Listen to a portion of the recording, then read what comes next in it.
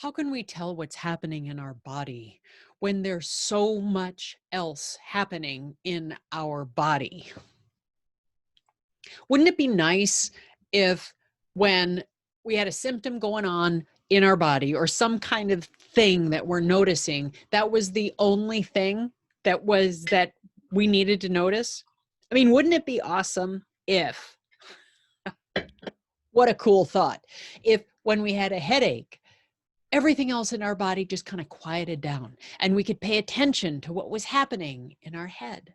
Or if we had a pain in our shoulder, if everything else quieted down and that particular sensation that we have in our shoulder was the only thing to pay attention to. But that's not the case, is it? There's rarely only ever one thing going on at any given time. For instance, if we're thirsty, then we have the sensation in our mouth that we are thirsty, but that's not all, is it? There are other things that are happening in our bodies at the same time when we're thirsty. Each one of those sensations can tell us how thirsty we are, how the thirst has impacted our body, what systems in our mortal coil have been impacted by that thirst. So here's an experiment. Let's just try something. You game? Why not? Why not? Just take a moment and take a breath. You can close your eyes or keep them open and just notice what's happening in your body. Where you tense? How do you know you're tense?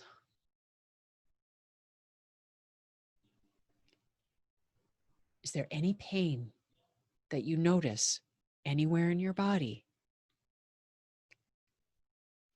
How do you notice that pain? Is there any discomfort anywhere in your body?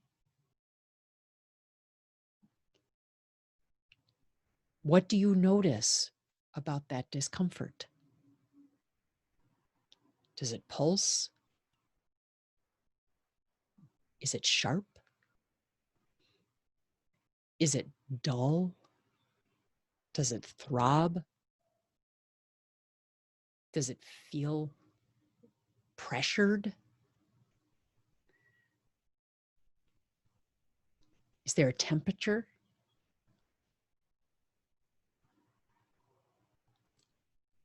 Each one of these sensations that we have in our body has a certain quality to it.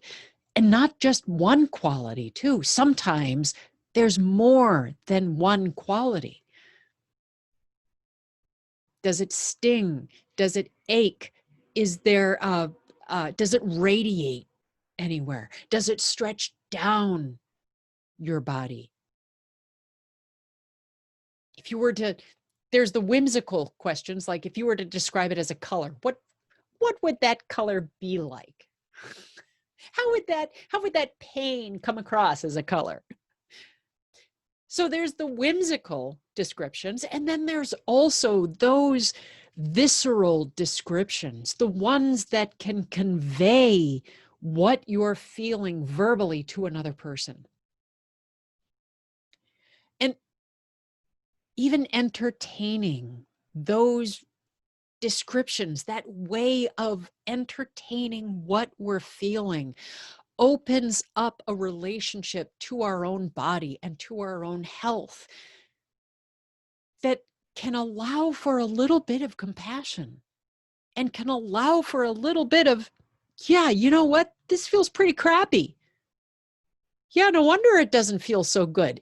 Because here's my description.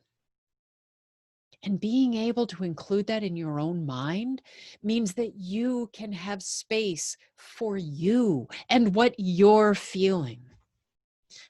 And I got to tell you, with everything that's happening with the global pandemic, where we have to pay attention to what's happening with our body because there's this brand new disease that's kind of like taken up residence on the planet Earth over the last 6 months. Yeah, getting a sense of what's happening in our body, that's huge. So whip out the power of the superpower of noticing. And I'm going to drink some more water. Oh, so all we have is our own health. And all we have is the story of our health, and finding out how to tell our story of health. Dude, that's pretty awesome. I'm Catherine Gabriel-Jones. I used to be a medical compliance educator. I love talking about this stuff. Oh. You interested in finding more? Send me a comment. Did you like what you saw? Subscribe. Be kind in your comments. And most of all, just remember, I believe in you. I do.